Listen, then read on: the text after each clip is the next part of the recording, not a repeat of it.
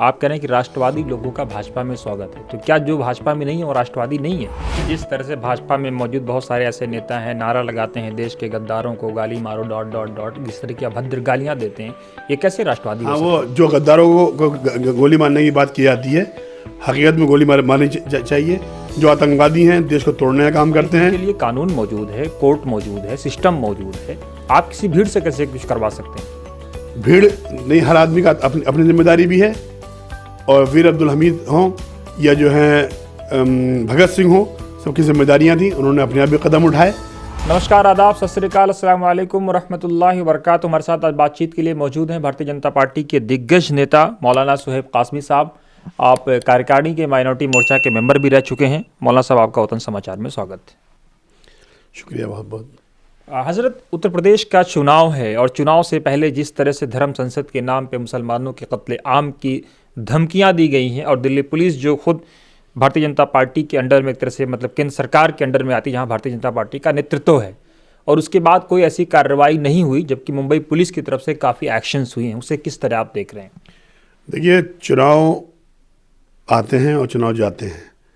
Bharatiya Janata party का कोई भी कार्यकर्ता, कोई पदाधिकारी या कोई भी भाजपा से ताल्लुक़ रखने वाला शख्स इस धर्म संसद में न शरीक था और न शरीक हो सकता है, और न ही भारतीय जनता पार्टी की कोई ऐसी सोच और विचारधारा है कि इस तरीके की लैंग्वेज इस्तेमाल की जाए और देश को बांटने का काम किया जाए। भारतीय जनता पार्टी का शुरू से एक नारा है, सबका साथ, सबका विकास और सबका विश्वास। इस पर वो काम करती है। तरह तरह के लोग अपनी वाणियाँ बोलते हैं, अपनी बातें करते हैं।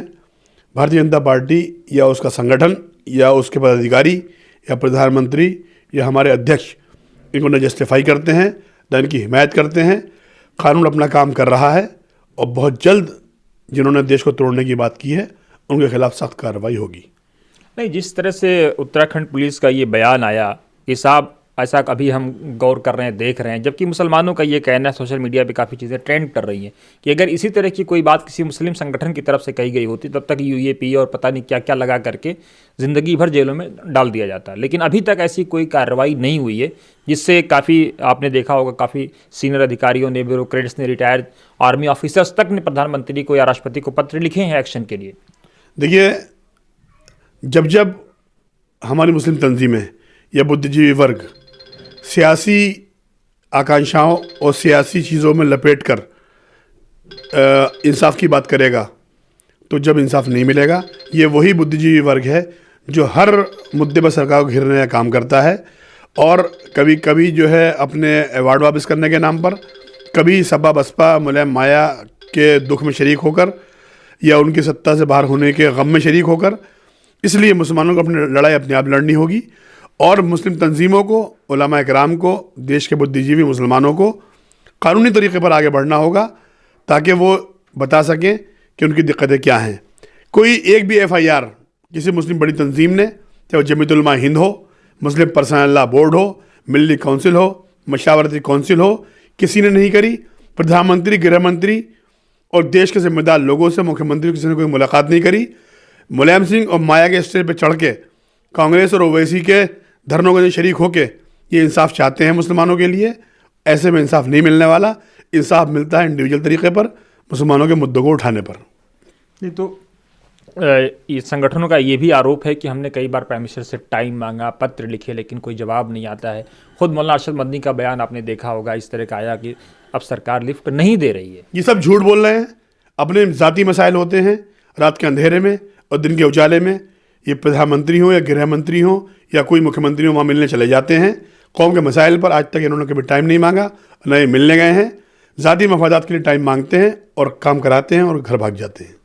ये आप बड़ा संगीन आरोप लगा रहे हैं। आपके पास कुछ ऐसे सबूत हैं प्रत्यक्ष अप्रत्यक्ष तौर पे जिस तरह का आप संगीन आरोप? पूरा देश जानता है कि कब कब ये रात के अंधेरों में मिले हैं और दिन के उजालों में मिले हैं।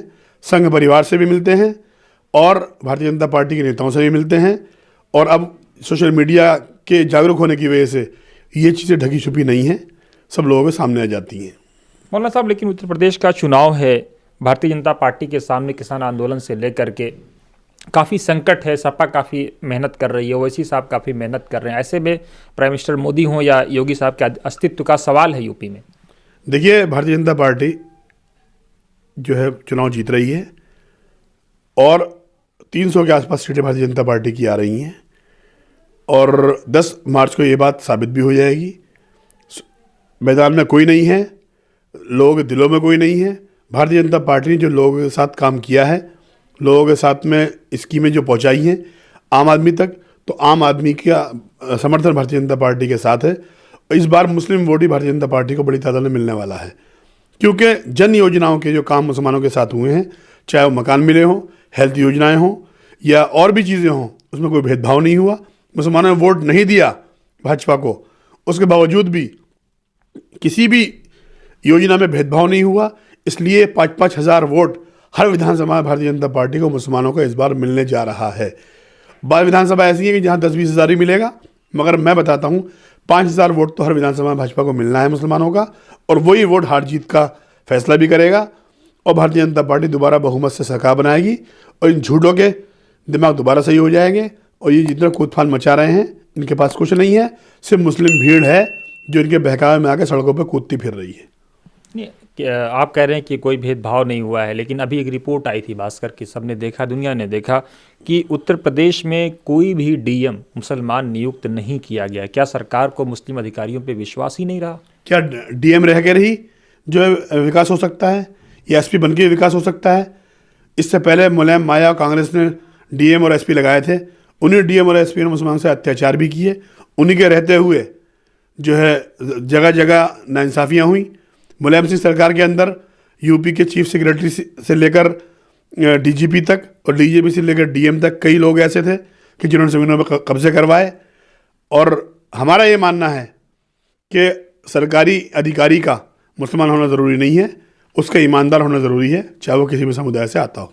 नहीं, जब आप टिकट नहीं देंगे मुसलमानों को, ऑफिसर्स नहीं बनाएंगे मुसलमानों को, तो फिर मुसलमान क्या करेगा? डिमोरलाइज तो हो जाएगा ना, टूट जाएगा। टिकट भारतीय जनता पार्टी देती है। आसाम के अंदर जायज़ उम्मीदवार आए, हमने 8 टिकट दिए, बंगाल के अंदर 11 टिकट दिए, और कश्मीर में टिकट देते हैं, बिहार में टिकट देते हैं। उत्तर प्रदेश के अंदर भी इस बार जो जायज़ उम्मीदवार होंगे, अच्छा चुनाव लड़ने वाले उम्मीदवार होंगे, उनको टिकट दिया जाएगा, चाहे वो चुनाव जीतें या चुनाव हारें। चुनाव सलीके से विचारधारा के साथ में लड़ने वाले होने चाहिए, राष्ट्रवादी लोग होने चाहिए, और आज सपा में है कल बसपा में है, इस टाइप के लोग नहीं होने चाहिए। जो संगठन के साथ लगातार काम करें, ऐसे लोग अगर आते हैं तो भारतीय जनता पार्टी पूरा उनके ऊपर विचार करेगी और टिकट भी देगी, चुनाव भी लड़ाएगी। आप कह रहे हैं जो सपा में हो, बसपा में हो, ऐसे लोग अगर आएंगे कूदफान करके तो उनको टिकट नहीं दिया जाएगा। आपकी लोकसभा में आज आधे से ज़्यादा कांग्रेस के कैंडिडेट उम्मीदवार हैं जो पार्लियामेंटेरियन भाजपा से बने हुए हैं। ऐसा है कि जो आधे से ज़्यादा नहीं है, कुछ लोग हैं और वो लगातार अब भारतीय जनता पार्टी के अंदर हैं, पिछले 8-10 सालों से हैं, और विचारधारा के एतबार से राष्ट्रवाद के साथ हैं। उनकी पृष्ठभूमि ऐसी है कि जो मुसलमानों के या हिंदुओं के साथ में कोई भेदभाव न करने की हो।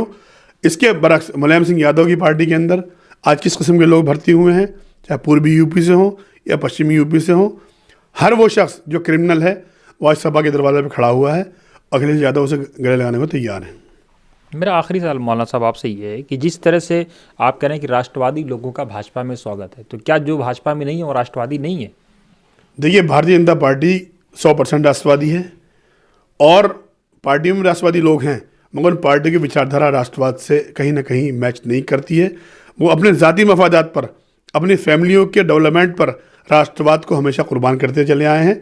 यही जो है पृष्ठभूमि गांधी खानदान की है, यही मुलायम सिंह यादव की है, यही शरद पवार की है, यही बहन जी मायावती की है, यही और लोगों की है। तो राष्ट्रवाद की परिभाषा आपके यहाँ क्या है?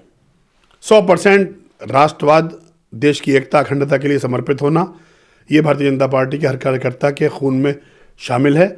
और भारतीय जनता पार्टी में जो लोग आते हैं यहाँ रहकर ऐसे माहौल के अंदर, यहाँ का जो माहौल है उसके अंदर रच बसने के बाद में वो भी राष्ट्रवादी हो जाते हैं। इसलिए जिस तरह से भाजपा में मौजूद बहुत सारे ऐसे नेता हैं, नारा लगाते हैं देश के गद्दारों को गाली मारो ... जिस तरह की अभद्र गालियां देते हैं, ये कैसे राष्ट्रवादी हो सकते हैं? वो जो गद्दारों को गोली मारने की बात की जाती है, हकीकत में गोली मारनी चाहिए।